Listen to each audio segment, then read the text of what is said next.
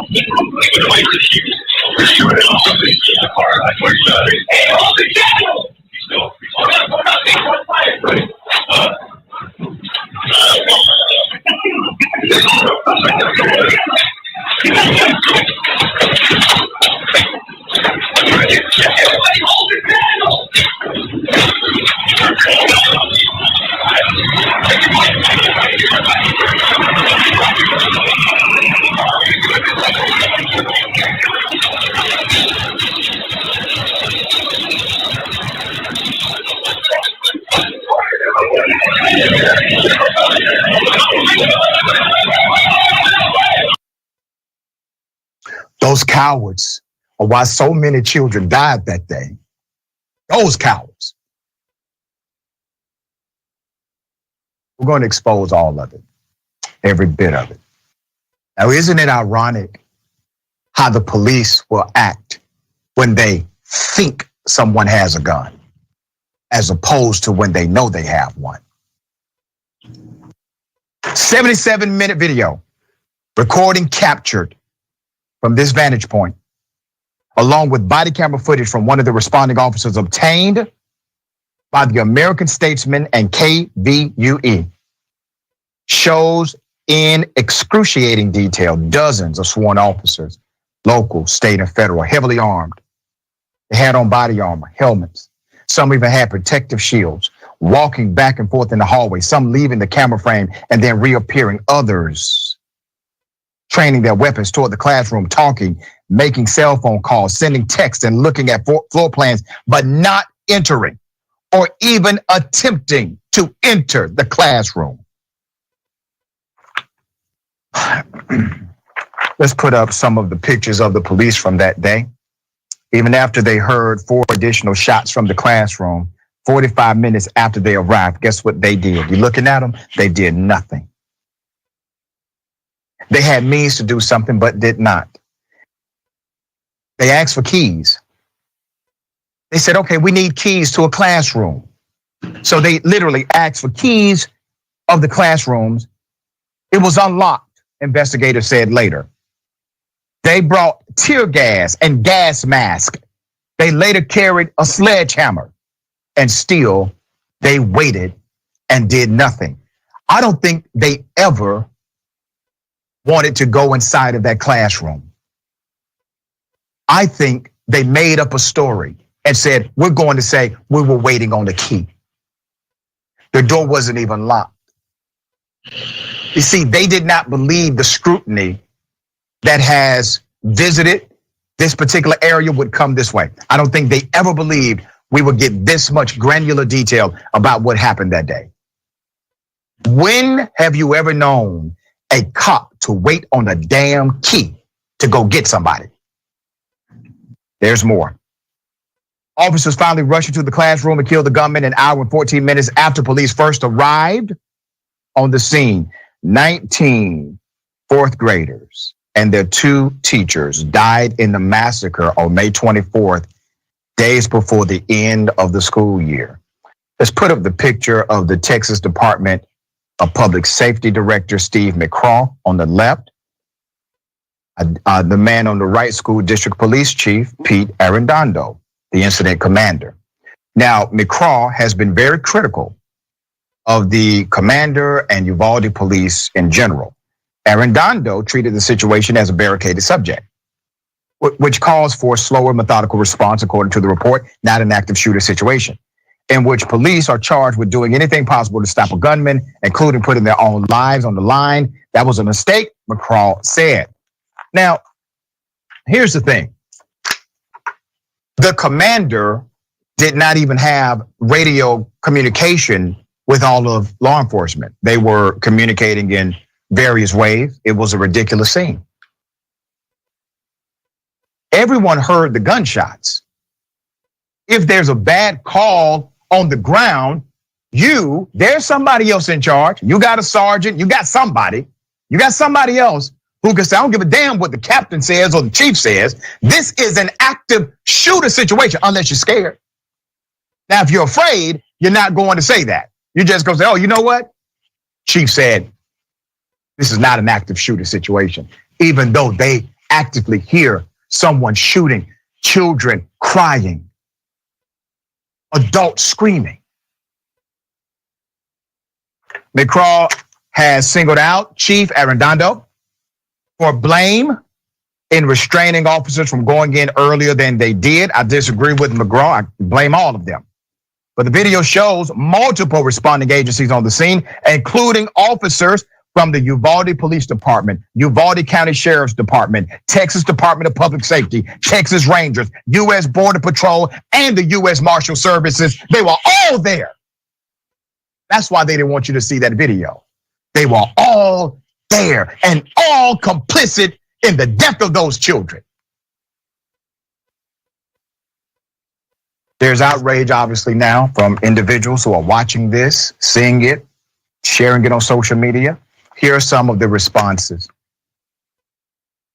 Sophie Ross says, the guy who stopped for hand sanitizer also had time to check his cell phone, just doing anything other than attempting to save the screaming children down the hallway. Senator Nina Turner said, cops in Uvalde checked their phones and got hand sanitizer while children were massacred. My God. Since the shooting, the families of the victims have been begging local and state officials for transparency on what happened. This is a start. Now we know it wasn't just one police agency. Now we know it wasn't just one particular person, as McGraw wanted us to believe. We know that this was a failure from top to bottom. This is cultural. The policy is right. The policy says, here's what you do. Well, there's an active shooter. But as I've said before, culture will eat policy alive any day. All right. Doctor, I got to ask you, because you being a psychiatrist, sir, I'm not disciplined in your arena. I see a bunch of cowards. I see scared men when children are being killed. You can't tell me command is so strong that no one broke rank, even though parents broke rank, other cops broke rank when they heard that their family were inside, but none of these cops broke rank. I don't understand, Doc. Well, first, my God, is that hard to watch? I mean, knowing what's happening, knowing what those sounds mean, it's like watching a scene from a war zone, really, which is what parts of America have become. And so part of the issue is just the human tragedy of this inaction and also what's happening, where those gunshots are coming from. No matter how many times you watch it and think about it, it's just a pathology on so many American levels, right? The gun, the shooter, and then the response. Clearly, as you're saying, and I completely agree, this was a massive failure. There were many more guns on the outside of that room than there were on the inside of that room. Maybe they thought there was some negotiation that was going to happen, but I think I agree with you that the police acted like humans. They felt like they were outgunned, and it just seems pretty clear that it was a terrifying situation. They were afraid. And I say that in part because, having studied mass shootings, there are a number of other mass shootings, including many high-profile ones, where police act the same way. We've had shootings mass shootings in Florida, in Illinois, same kind of story, where the cops show up with guns, and then they don't want to die, or they feel like they're outgunned by the shooter. And so I agree with you. We need better policies, but let's think about what that policy might mean. Do we want the cops to have more powerful guns than the shooter? Do we want them to act more aggressively? I think it's a complicated question, right? It's a complicated question. And I think one that really, I hope we learn from this. I hope better policies come from this particular issue. But I would also say that the problem is certainly of the police, but it's also the problem of just having those kind of weapons in America, and the police feeling like they're outgunned in situations like this. So I'm having a very emotional response to this, obviously, because I think it's so powerful and so searing. I will say this about those that actually did save lives. The young woman, the mother, who was arrested trying to get inside of that building, she then is able to get out of the handcuffs, flees from law enforcement, jumps the fence, gets into the school, finds her children, gets them out, and saves other children. She had no combat training. She had no police backup. She had no artillery. She had no ammunition, but what she had was heart, and she did not have a culture that says, I'm afraid to sacrifice myself. So I get it, Doc. There's a conversation policy-wise, but there's also a conversation about what kind of cops are we hiring today? Because put those cops in a different situation, I guarantee you they're going to act like Billy Badass, like they're the most untouchable person in the world. And then you put them in a real situation like that, where you got to man up and do something. You saw exactly what happened on that video.